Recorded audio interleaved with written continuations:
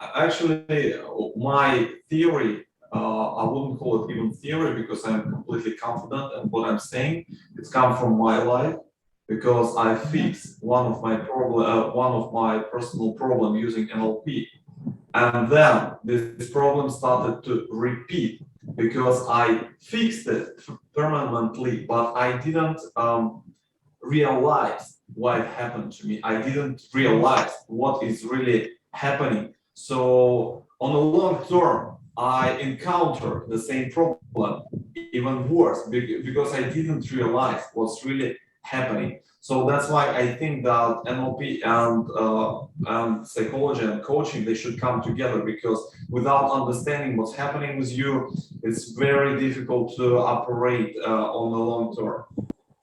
Hi, Adrian here, NLP trainer and coach. This video that you're about to watch is filmed in a live Zoom class. We have expatriates based all around the world, and we do these classes and we share a little bit with you because we think it's important that you get to see what goes on behind closed doors and how some of these processes really work. I hope you enjoy. Make sure you click the subscribe button and we'll see you at the end.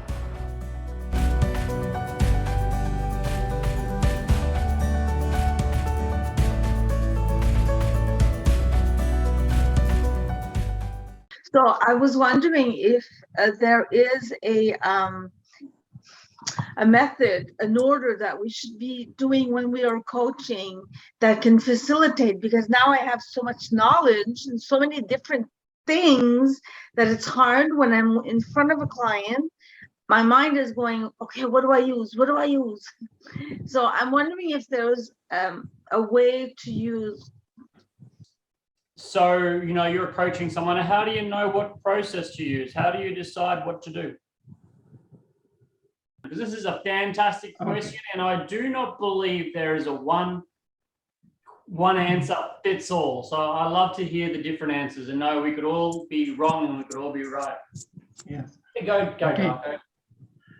One of the methodology we can use is a GROW model. It is described at the end in our manual, NLP manual. That means at the beginning of the session, we are asking about the goals. Then we are asking about grow. Yes, goals, reality, what is real situation, then what is the opportunity, and what are we going, how are we going to go way forward.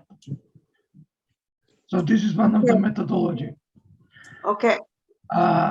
Yes, in practice, what I am doing is first I'm asking about the situation, about their current situation, and then based on the current situation, I'm deciding what kind of NLP intervention I'm going to introduce. So maybe I will use some strategy like maybe timeline, maybe anchoring, maybe new behavior generator, and in the end of the session, the third part is what does it mean for them and how they will use it in the future. So that is my approach. Perfect. Thank you.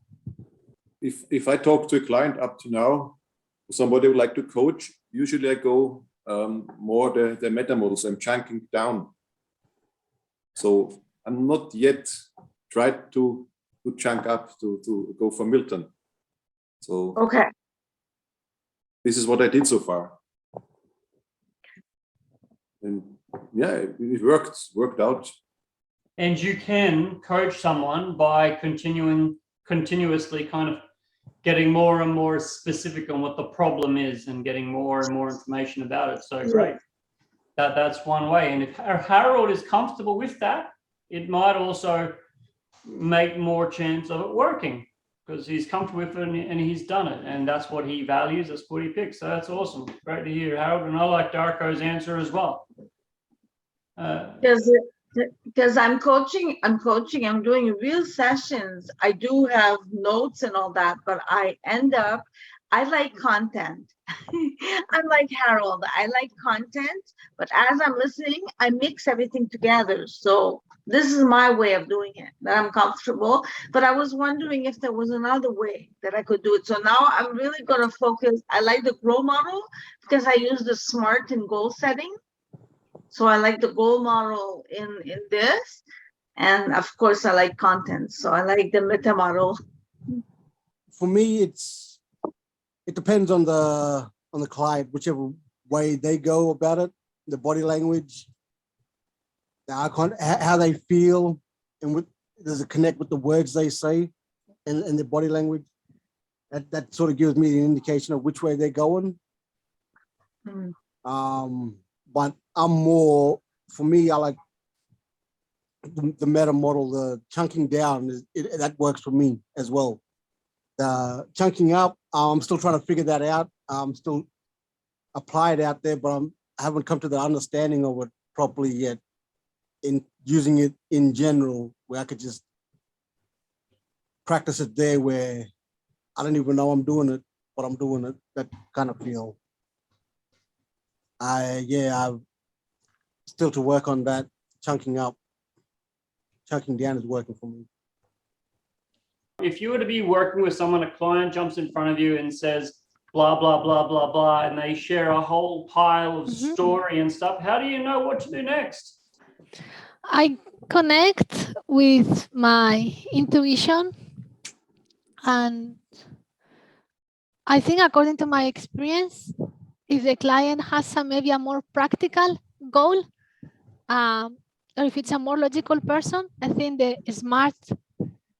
smart goal process works better. But if it's something that it's maybe a little bit more qualitative goal, or if it's more intuitive, I think the GROW model works better in those cases where maybe the goal is not as specific or as logical. That's my experience. What do you think? Thanks for sharing that, Hannah. And I'm going to back that up, especially if the goal is something that they can maybe see and touch, if their goal is something that they have to do. But then if their goal is more about presence, maybe about balance, then I'm sure Hannah's intuition may take her somewhere else. If you're getting a feel that it's more about the client balancing, or the client recognizing that there's no such thing as failure, only feedback. And a lot of perhaps your coaching objective. What is your coaching objective?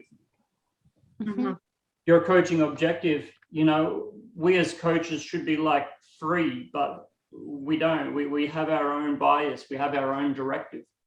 My directive is to make good use of the client's time and provide the client with a high ROI. My objective is to increase the emotional intelligence of the client, is to make them more whole, also make them more emotionally and intellectually free, increase their intellectual freedom, increase their ability to, so I won't be using SMART goals that much because I don't really help people with, achieving a goal that's more a presence goal. But Valentine, now, some people might come to Valentine specifically to help them, I'd like to say, use a course and focus on that example, Valentine. Remembering there's no right or wrong, but if someone comes to you and they give you a whole pile of content, Valentine, how do you know what to do with them? So firstly, what I noticed that, people, they usually come with one problem, and turns out that this problem is not particularly what we have to work with. And in my case, yes, I'm not only helping people to make the course, I'm helping them. Currently, I work with the customer who I help with establishing online establishing online business. And while we do this, we have to work with her self-esteem, with her motivation, with her accountability. So all these things are coming together. And according to the methodology, I would say that NLP or coaching, they come together. Sometimes coaching is more suitable when you need to explain and understand and make your customer understand what is going on. But NLP is a tool which can help to achieve the task much more effectively. And I think that NLP really good work for a really good tool for make it really work. Like it's like an exercise, I would say, because when you coach people, they usually relax and but with NLP, it's really mental work, and that's how I see NLP, and I use both of them, and I think that both of them are quite significant and cool in the right time. Yes, there is a big difference. As Adrian says at the beginning, it is a different approaches toward coaching. So let's say ICF approach goes strictly with the questions, and also this grow model, it is a bunch of questions and we are just asking questions and following this path.